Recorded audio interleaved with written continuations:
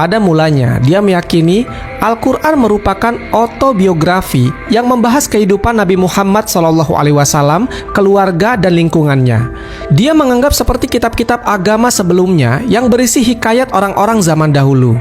Namun, ia terkejut menemukan hal yang tak terduga. Ternyata, Al-Quran hanya menyebutkan nama Rasulullah SAW sebanyak 5 kali. Sementara Al-Quran menyebutkan nama Nabi Isa sebanyak 25 kali. Adapun Nabi Musa disebutkan lebih dari 100 kali. Dia makin tercengang ketika menemukan surat Maryam. Sebaliknya, dia tidak menemukan satu surat pun dengan nama Khadijah, Aisyah, atau Fatimah. Dia juga tidak menemukan cerita yang berhubungan dengan perasaan pribadi Rasulullah SAW. Selain itu, tidak ada ayat Al-Quran yang menceritakan euforia kemenangan dari Perang Badar atau penderitaan setelah Perang Uhud. Miller menemukan tidak ada satu kata pun yang disebutkan dalam Al-Quran tentang kesedihan yang menimpa Rasulullah SAW, karena kitab ini berasal dari Allah Subhanahu wa Ta'ala, bukan Muhammad SAW. Pada saat pertama kali mengetahui Al-Quran, dia sempat berpikir bahwa konten di dalamnya adalah pengetahuan kuno yang dibuat oleh pria gurun pasir ribuan tahun yang lalu. Setelah membaca ayat-ayat di dalamnya, dia menyadari prediksi itu ternyata tidak tepat. Al-Quran adalah kitab yang tidak dibatasi oleh ruang dan waktu, karena mendahului sains modern dengan fakta yang paling akurat sebagai temuan ilmiah terbaru.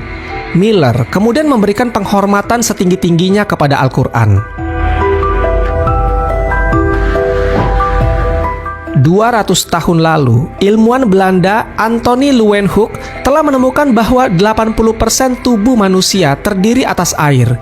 Dia tidak tahu bahwa Al-Quran telah lebih dulu menyebutkannya. Allah Subhanahu wa Ta'ala mengatakan hal itu dalam surat Al-Anbiya ayat ke-30 dan Fusilat ayat ke-11.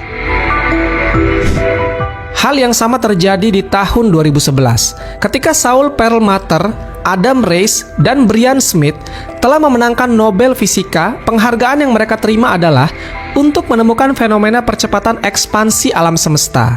Sekali lagi, fakta ilmiah ini sudah ada di dalam Al-Quran dalam surat Az-Zariyat ayat ke-47. Al-Quran juga telah berbicara tentang tahapan-tahapan embrio. Surat Al-Hajj ayat ke-5 menarik perhatian Profesor Keith Moore, rekan sejawat Miller di Universitas Toronto. Moore adalah profesor embriologi dan penulis buku terkenal, The Developing Human. Buku ini merupakan referensi mahasiswa Fakultas Kedokteran Dunia. Al-Quran membuat tanda di buku-buku Profesor Keith Moore. Dalam edisi selanjutnya, dia menambahkan informasi yang dia pelajari dari Al-Quran tentang embriologi. Namun dunia telah bangkit saat Keith Moore mengeluarkan buku tentang embriologi klinis. Di dalamnya, dia menulis tentang diutamakannya Al-Quran dalam menyebutkan fakta perkembangan embrio. Miller kagum dengan kesempatan penulis barat bahwa Al-Quran tidak dapat ditulis oleh Rasulullah SAW, karena ini adalah buku pengetahuan berisikan topik yang menakjubkan. Kesimpulan tersebut menunjukkan dengan arif bahwa Al-Quran adalah wahyu ilahi. Klaim yang paling mudah adalah bahwa ada beberapa komite anonim membantu Rasulullah SAW dalam membuat Al-Quran. Namun ada yang bilang, setan membantunya mengarangnya. Ini adalah kesimpulan yang penuh fitnah. Miller memikirkan secara mendalam tentang klaim terakhir dan menganggapnya sebagai semacam pelarian dan kegagalan untuk menghadapi kebenaran. Jika Al-Quran diilhami setan, mengapa iblis mengisi bukunya dengan penghinaan terhadap setan?